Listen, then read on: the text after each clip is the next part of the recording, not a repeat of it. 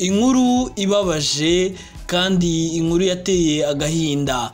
Uyu munsi cyangwa se aka kanya uyu Turahirwa Moses yamaze gutabwa muri yombi.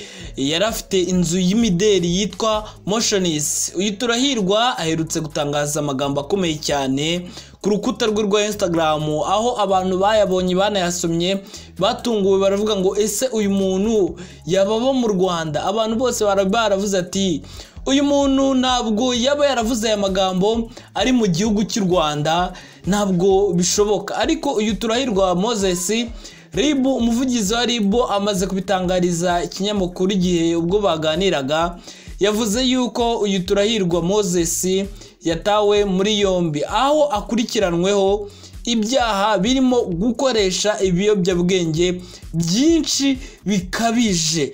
Uyu musore mu 2023 yari yatawe muri yombi akurikiranweho iki cyaha. None muri 2025 nabwo yongeye gutabwa muri yombi akurikiranweho iki cyaha. Ubu ibisi twabyita insubiracyaha. Ese urukiko none ruzamufatira iyihe myanzuro ko rwari rwamuretse?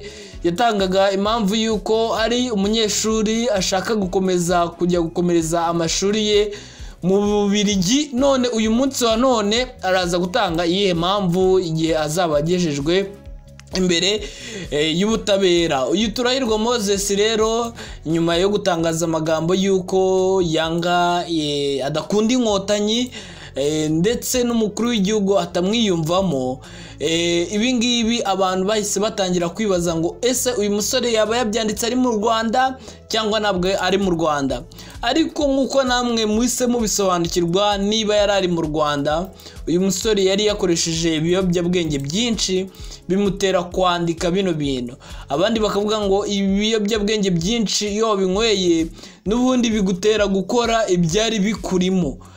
Akenshi na kenshi bigutera gukora ibyari bikurimo, ntabwo n'ubundi bigutera gukora ibitari bikurimo. Uyu Turahirwa Moses rero ubu ngubu agiye kongera ajyanwe imbere y'urubanza, ariko umuryango we wari wamwigaritse cyangwa se wari witandukanyije nawe bavuga ngo bamureze neza, ahubwo nabo batunguwe kubona yandika ari amagambo. Ndavuga yuko papa we niwe wavuze aya magambo, aravuga ngo ntabwo twari tuzi yuko ibyo bintu uyu mwana wacu yabyandika, kuko ibyo bintu yavuze ko nafunzwe byarabaye kubyaranarangiye, ubu narindi mu buzima busanzwe, mu buzima bw'abantu nk'abandi. Rero ntabwo narinzi impamvu cyangwa sinzi impamvu yamuteye gukora ibyo bintu, kugarura ibintu bimaze imyaka myinshi cyane ariko akongera akabigarura. Yamara kubigarura akavuga yuko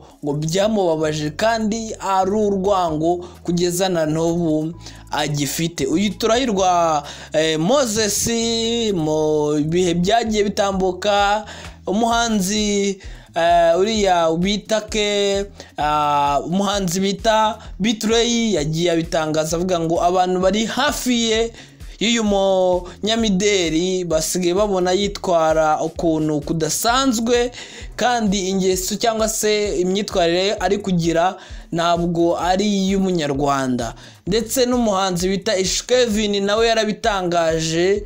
Ibyo ngibyo rero inzego ntabwo zaratunze itoroshi, ariko aba bahanzi babitangaje nyuma yo gukorana nawe igihe kitari gito, ariko bakaza gusanga inzira uyu muhanzi ari kubajya, uyu mugabo cyangwa se uyu munyamideri ari kubajyanamo ni inzira itari nziza. Barabitangaje rero, ariko nabo ntabwo baje babyerura. Aka kanya ubu tuvugana rero uyu munyamideri Turahirwa Moses yamaze gutabwa muri yombi, aho akurikiranweho icyaha cyo gukoresha ibiyobyabwenge bikabije.